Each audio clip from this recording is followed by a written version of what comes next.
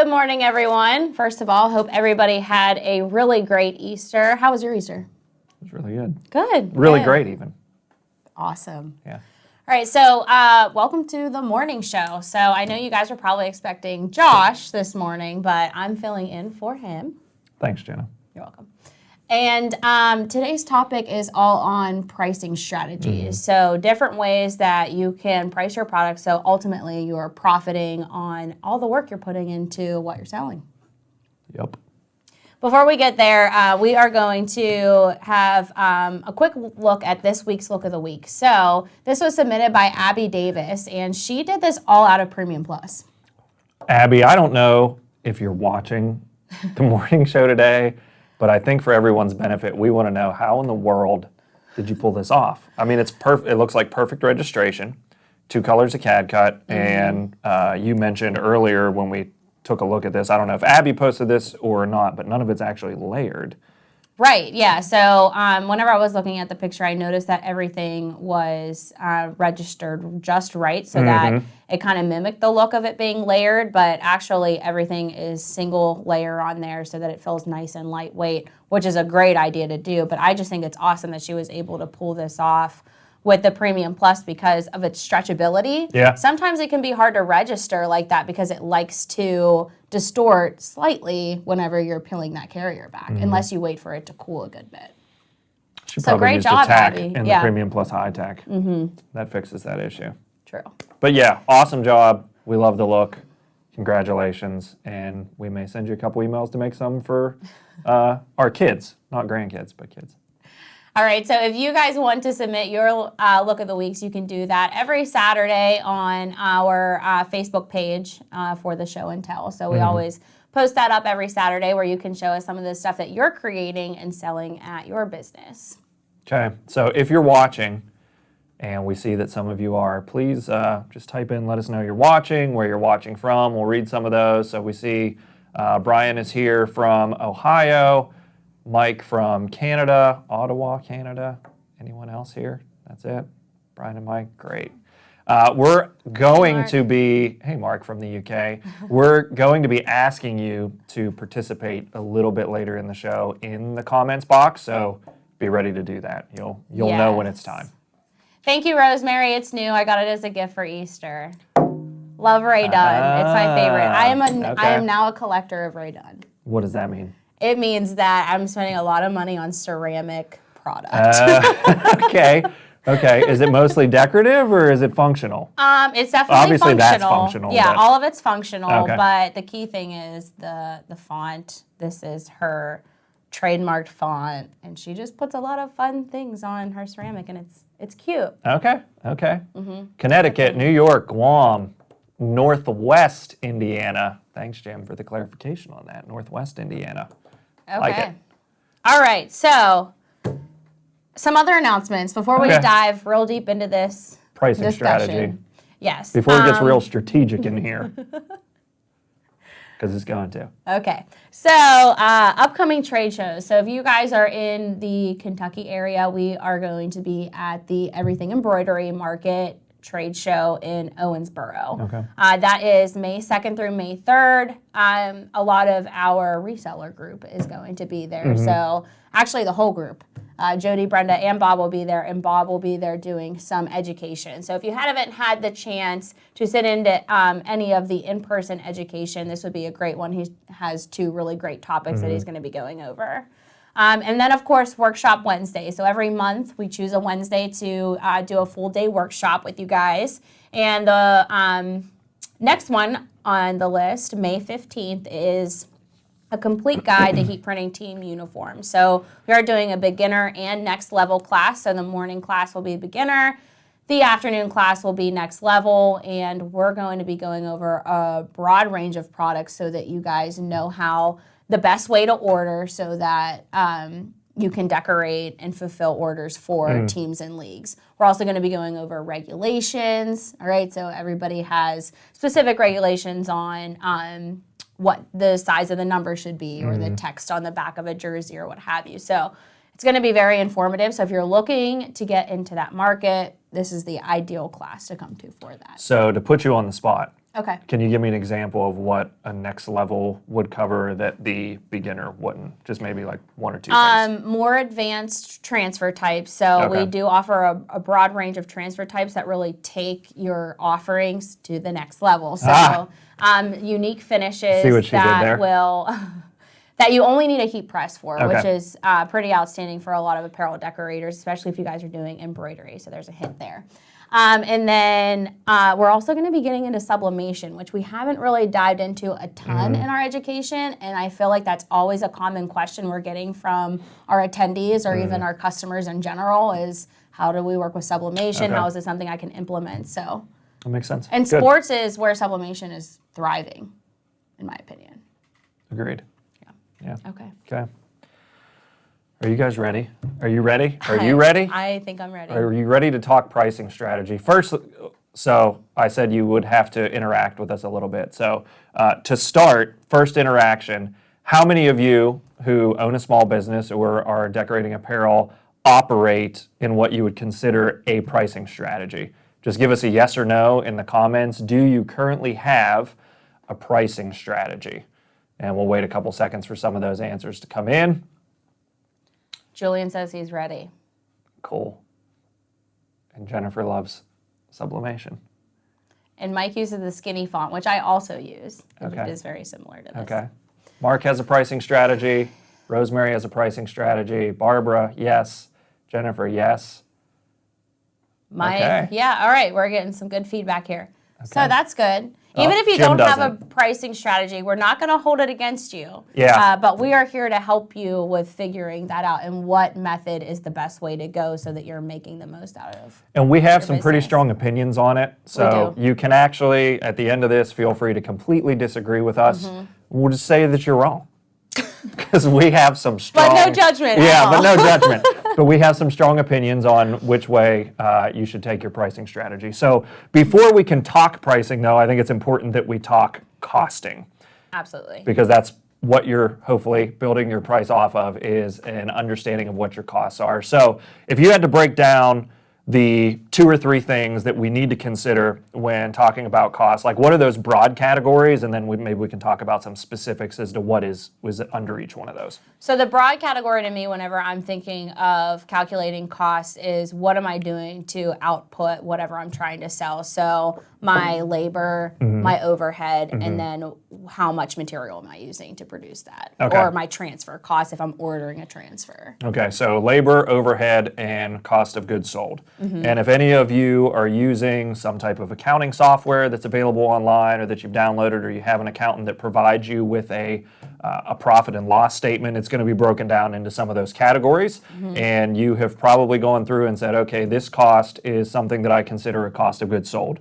This cost is something that we would consider direct labor. This is something we would consider overhead. And you can break those categories down as you go. But when we think direct labor, it's pretty self-explanatory, right? What would you say direct labor is? Well, whatever I'm using or doing day to day to output my offering. So what I'm doing at the heat press, what I'm doing at the vinyl cutter, how much time I'm spending using those pieces of equipment is labor to me. Yeah. So, and direct labor is anybody that's actually touching the garment. So if you have a production floor that's set up and maybe you have someone who's responsible for the cutting and weeding, somebody who's responsible for the heat pressing, maybe it's all just you doing all of that. Anything that touches that apparel item or item to get it out the door, we would consider that time spent as direct labor.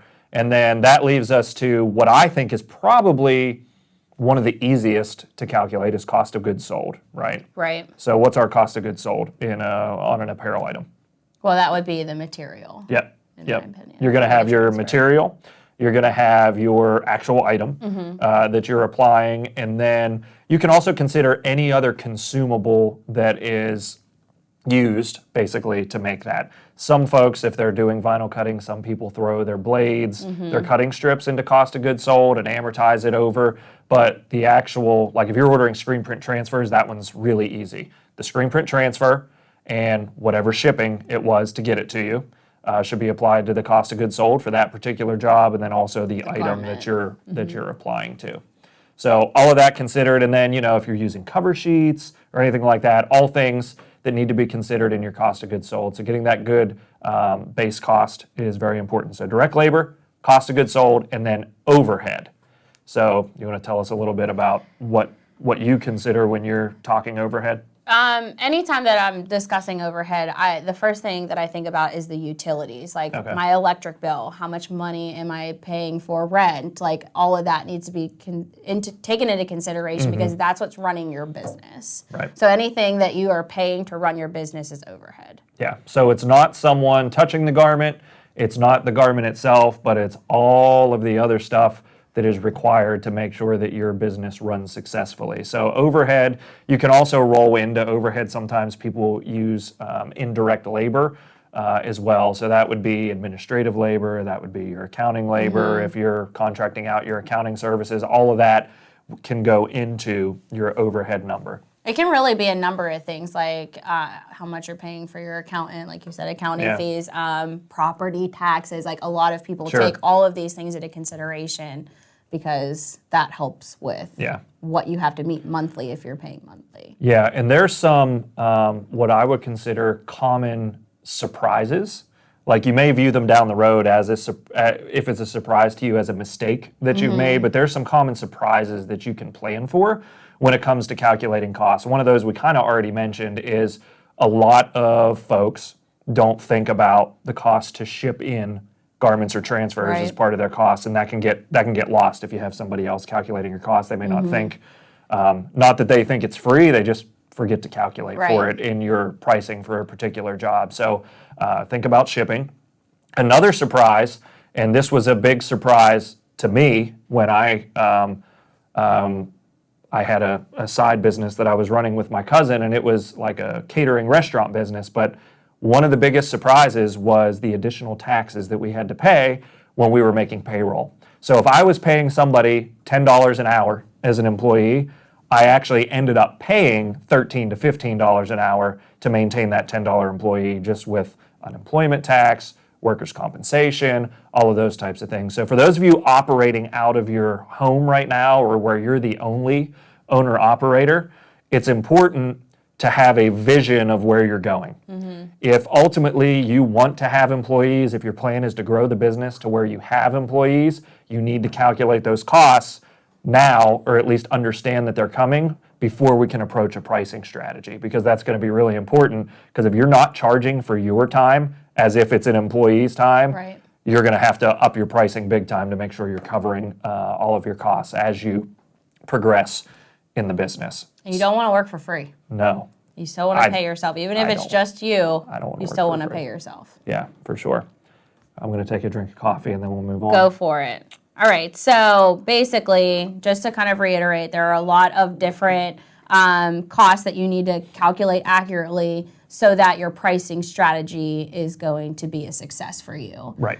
Because, I mean, bad pricing, like we said earlier, it's an epidemic. It is an epidemic, and it's all over the place. I mean, even large businesses, I think, struggle with understanding what all the true costs are, and just as you grow, you don't know what you don't know, and costs creep up, and things that you have to take care of. So. And there are some strategies out there, or philosophies, if you will, that people use that aren't directed towards selling apparel to certain markets, right? So not every philosophy out there is going to work specifically for your niche or your market. So there's a lot of other things you need to take into consideration. Okay, so before we get into what we think are the three, what we would consider, I guess, mainline strategies that are used in our industry, what we wanted to do, and this is where you're going to give us some feedback, is we wanted to show you some examples of a particular printed job with a material or design on it. We're going to give you a quantity, and we're going to say, this is our cost. What would you charge for it?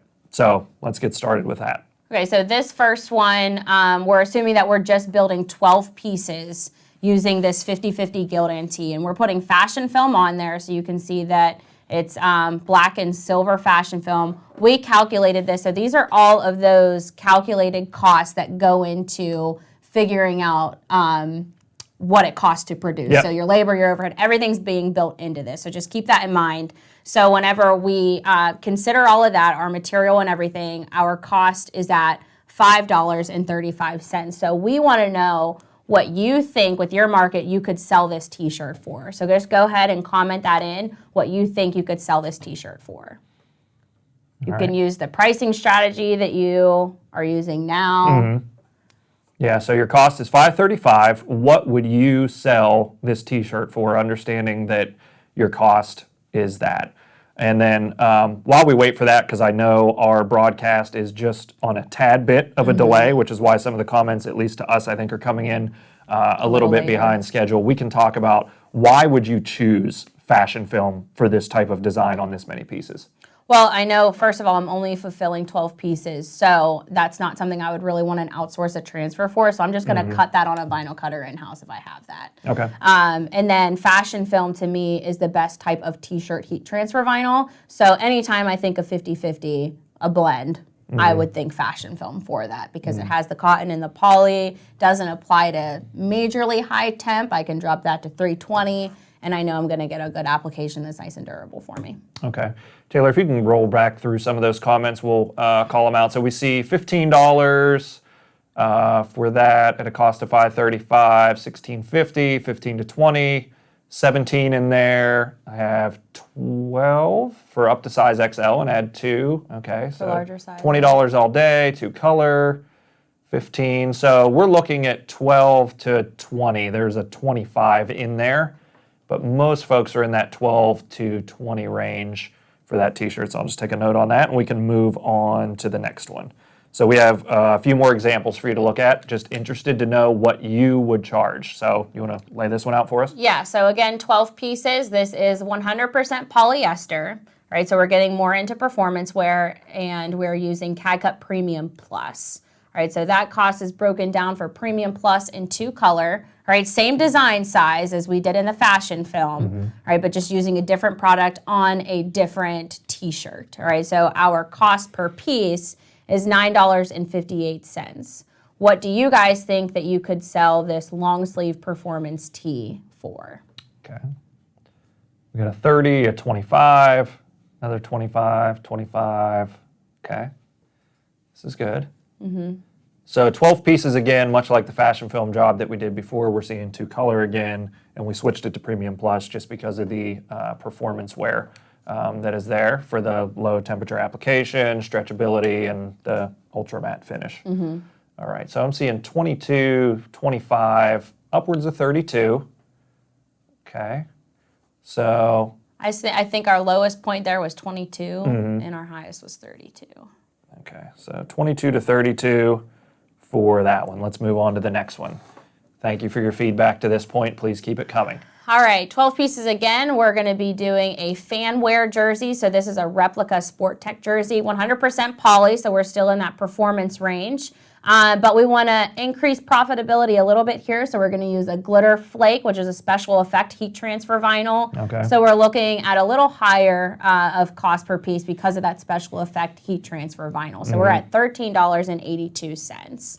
What do you guys think that you could sell the glitter flake replica jersey for? All right, we're seeing 35, 35, 35. 35 all day. Are you guys stealing each other's comments? Now this is good. Okay, 35 again, 35. Well, this one seems pretty well set, doesn't it? And is that all because of the glitter flake? Is it the jersey, or is it the combination of the two that we're charging that much? Okay, Naomi says they have actually sold that, a very similar item at $36. Okay. So I would say it was 30 to 40 with 30 most to in 40, 35. Yeah. Okay. Let's take a look at the last one that we would like your feedback on. All right, outerwear. So we're putting thermofilm on a soft shell jacket. All right, 12 pieces, and our cost per piece, all right, same design again, just a different material, $38.28 for cost per piece. Okay, relatively high cost per piece compared to the other items that we were looking at. And that's mostly because of that it's an outerwear item, yep. right? We can see our garment cost down there is $28.99. Add the decoration, it's going to be about $10. All right, so we see a 65, a 70, 80, 80 to 90. 75. Okay. All right, 50 to 55, 65. Okay, 65. All right, so let's say that the lowest I think we saw was 50 on that one, and the highest was around $70.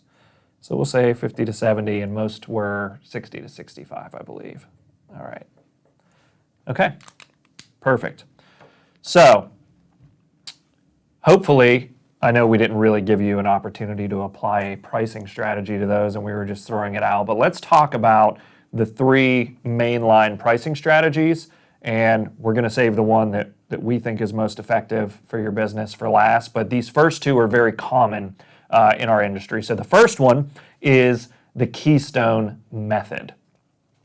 This is for people who are just starting out. I know this is taught a lot of places, and actually in a lot of industries, not just ours. But what the keystone method is you take your cost and you double it. So it's taking, again, we go back to making sure we understand what our true cost is. But once you have whatever that true cost is, the keystone method is doubling it. Now let's take a look at some of the differences here that we see in the keystone method and why we don't like, I don't like it. Do you not like it? I'm not a fan because, first of all, I'm making a lot of money on that jacket. Yep. And I'm not hardly making any money on that 50/50 t-shirt. Right. So if we take a look at the difference there, you're making $38.28 on the jacket and you're making $5.35 on the t-shirt. So what is the actual difference besides the garment? What is the actual difference in the work that somebody has to do to create that finish? It's exactly the same. Yeah. If you're using heat printing, it's exactly the same 2-color amount of work that you're putting into the t-shirt as you're putting into the jacket. Now, you may be a little bit more careful at the press on the jacket just because it's a higher dollar item with a little bit more risk, but we're talking seconds, not minutes at the press that we're extending it. So one of the reasons we don't like the keystone method is because if you have built your business around t-shirts or around jackets, there's a huge difference in what your actual profitability is going to be. It costs the same amount of money to run the heat press, costs the same amount of money to buy the transfers or to cut it. But what Jenna pointed out, $5 for a t-shirt for the same amount of work is $38 for a jacket. So if you're using the keystone method and that's what you have built your business on, my guess is the better months that you have had profitability-wise are the ones probably closer to the fall or even the spring where you're doing a lot of outerwear and not so much t-shirts, unless your t-shirt quantity is absolutely through the roof, and then we would talk about different decorating methods anyway, depending on the number of pieces you're running. And then I start to think, too, that people who are just getting into the business and all they're doing is t-shirts because that's what you start out with when you start with a heat press, they're not going to make any type of profit so that they can run their business right. So if they're using that method and all they're doing is t-shirts, that's not going to help them at all. So, if you have the other stuff, great, but there are some people that are just doing strictly t-shirts when they first start out. Right. So when you go to the press, you can hope for $5. Based on the pricing that you all gave, the profit would have been somewhere between $7 to $12 for a t-shirt, depending on your particular business and market. So we don't like the keystone method because there is inconsistency from your profit to the amount of work that you're actually doing, and you can greatly limit your profit on low-cost items and drastically increase your profit on high-cost items. And actually maybe price yourself out of the market, to be honest. Right. Because if you're keystone in that jacket, you're closer to the $80 range, and most of you said 65, somewhere around 50. Yeah, and most of you said 65 because you know that's what your customers are probably willing to pay for because you know your market best. So if you're pricing out a market, you're not going to be able to sell it. Yeah. Julian asked, are we talking about the blank and the material being pressed? Yes. So the cost to produce is considering overhead, labor, cost of the material, and cost of the blank. Right. So that's how we're getting that price. All right, so keystone method, we don't like it. It's inconsistent and isn't going to allow you to profit as much as you could and may price you out of the market on the high end. So second method that we want to look at, which again is very common for our industry, is a markup percentage or gross margin. They're calculated a little bit differently, but it's percentage-based profit. And what is your percentage based on? Your cost. Oh, exactly. Yeah. Same problem, right, as the keystone method. Exactly. And we did give an example down there, the 40% markup with a 28.5 gross margin.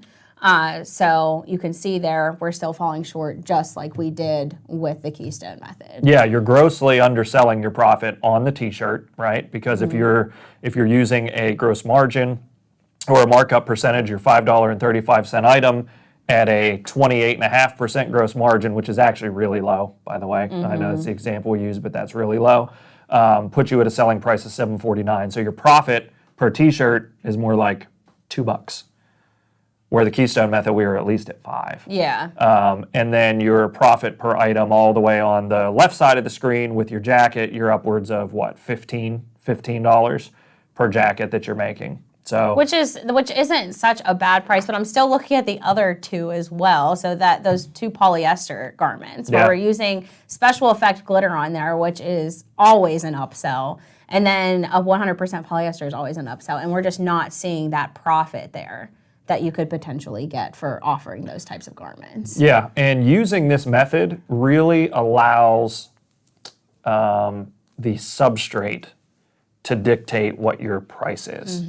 Because the cost of the decoration on it, as we said, from thermofilm to Premium Plus to fashion film, your cost is similar, not the same, but similar. Glitter flake is a little bit more, but the percentage increase of what the decoration is versus what your cost in the garment is it's very minimal. Right. So by using either the keystone or the percentage method, you're really allowing the most expensive part of the process to dictate your price, which we don't like because you're doing the same amount of work. Right. Okay. All right. So I think So we do you made want that to tell clear. them our favorite method? I'll let you do it. You tell them the favorite method. All right.